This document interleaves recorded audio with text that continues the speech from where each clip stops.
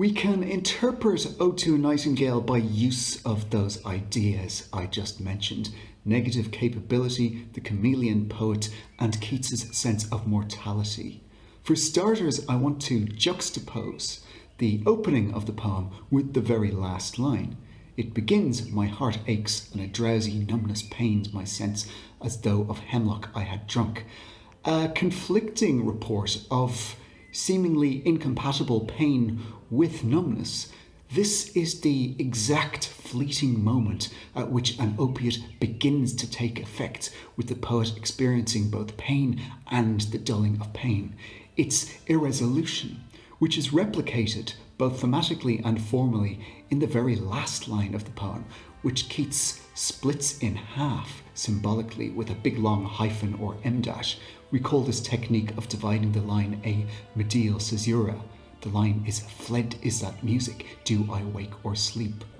Wake or sleep, with the divided self signified for us with this physical division of the line on the page, completing a pattern in which the poem has a contemplative direction, but also sustains a melancholy indecision. The trajectory of this ode follows an escapist impulse. In the first stanza, the poet identifies his spiritual crisis and the object that might facilitate his escape, the nightingale, whose song has caught his attention. My heart aches, and a drowsy numbness pains my sense, as though of hemlock had I drunk, or emptied some dull opiate to the drains 1 minute past, and Leithwoods had sunk. 'Tis not through envy of thy happy lot, but being too happy in thy happiness, that thou, light-winged dryad of the trees, in some melodious plot of beechen green and shadows numberless, singest of summer in full-throated ease. The full-throated ease of the birdsong clarifies that the nightingale can be a model for the troubled poet, and Keats insists on the chameleonic process of attempting to become the bird. He insists that we should not mistake his intentions. 'Tis not through envy of thy happy lot. But he shows us what it is of the nightingale's existence he would wish to recreate.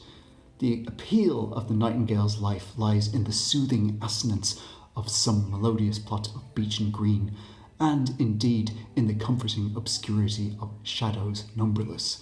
This is negative capability envisioned as a shady bower, which foreshadows the tricky issue of knowledge later in the poem.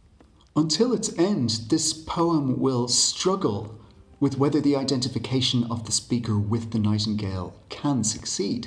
It's not an ode about becoming one with the nightingale. It's a process of realizing that that union cannot occur. The identification fails, and realizing why it fails. In the second stanza, Keats attempts to effect the vital transition using a stimulant. Oh, for a draught of vintage that hath been cooled a long age in the deep-delved earth, tasting of flora and the country green, dance and Provençal song and sunburnt mirth. Oh, for a beaker full of the warm south, full of the true, the blushful hippocrene, with beaded bubbles winking at the brim and purple-stained mouth, that I might drink and leave the world unseen, and with thee fade away into the forest dim. To attain the full-throated ease of the nightingale, and perhaps emulate its song in verse, the poet needs to dispel his pain. And he turns to wine. He wants to deaden existential pain with alcohol. At the same time, he's self-consciously poetic. It's an imagination that explores the full range of literary possibilities associated with wine. Here, the speaker seeks wine for its effect, but this entails reflections on the place, social contexts, and even the fermenting process in which cooling in the deep-delved earth participates in a pattern of burial images that runs through the poem.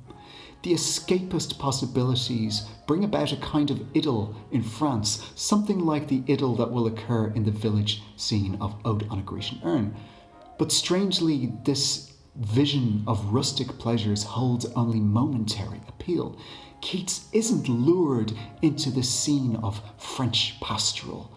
A self-blinding gesture becomes preferable. To leave the world unseen is more desirable to the poet than to linger in a real-world space which the poet knows is not truly free from the tragedies of human existence. Now, the escapist impulse leads him to dwell on what it is he wishes to escape from. Where men sit and hear each other groan, where palsy shakes a few sad last grey hairs, where youth grows pale and spectre thin and dies, where but to think is to be full of sorrow and leaden eyes despairs, where beauty cannot keep her lustrous eyes, or new love pine at them beyond tomorrow. Keats wants to effect union with the nightingale, but keeps finding reasons why this cannot occur, because they are too dissimilar. Now, human knowledge is the enemy, knowledge of mortality and of suffering. Certain lines here are always read biographically. Keats had nursed his consumptive brother Tom, who died in December 1818. Hence, youth grows pale and spectre thin and dies. The world here is one of decay and death. Keats refers to ideals, love and beauty, with the uppercase L and uppercase B. But those ideals are to an extent inaccessible to us because their earthly manifestations are so fleeting. In the following stanza, he tries something else, where wine and opiates have failed. Away, away, for I will fly to thee, not charioted by Bacchus and his pards, but on the viewless wings of poesy or poetry. Yet this stanza describes another failure. Regardless of the nightingale's condition, here there is no light, save what from heaven is with the breezes blown through verdurous glooms and winding mossy ways. It's a flight towards escape that has been grounded. This peculiar notion of light being blown as though it's second-hand or refracted or degraded. The wings of poesy remain Keats's chosen vehicle, but the Queen Moon and her starry phase are distant and unhelpful. Keats needs to adjust his poetic strategy to find an approach that expresses his passions and allows him communion with the bird. I cannot see what flowers are at my feet, nor what soft incense hangs upon the boughs, but in embalmed darkness guess each sweet wherewith the seasonable month endows the grass, the thicket, and the fruit tree wild.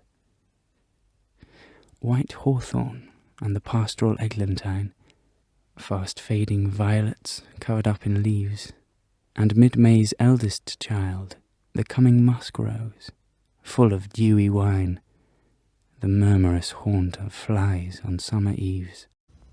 This is trademark Keatsian sensuousness, of the kind hated by his earliest reviewers and celebrated by his later readers. It's gorgeously vivid, spreading out from the flowers and grass underfoot to the surrounding plant life. But it remains tainted with mortality. Keats doesn't fully idealize the scene. He's aware of his moment in time, illustrated by the cycles of the flowers around him, some of which are coming into blossom, others of which are in decline. To paraphrase what Keats will say a couple of stanzas later, he is recalled to thoughts of brevity and mortality, embalmed darkness, and the decay that might attract the murmurous haunt of flies. The world of natural flux has given him perspective, and the morbidity of the next stanza mingles with an appreciation of the moment, that this might be as good as it gets. Thou wast not born for death, immortal bird, is a vital realization. It initiates the decline of the poem over the next two stanzas. Poet and his object are simply too different. The poetic vision will fade, and the bird flits away so that its song dwindles into distance and, in the speaker's imagination, a kind of burial. No hungry generations tread thee down. With this historical scope, we are far from the lush bower. Having realised that the bird cannot be a model for himself as poet, the speaker ends where he began, with my sole self. The escapist flight of the poem has ended. The trajectory is finished. The poem ends where it began.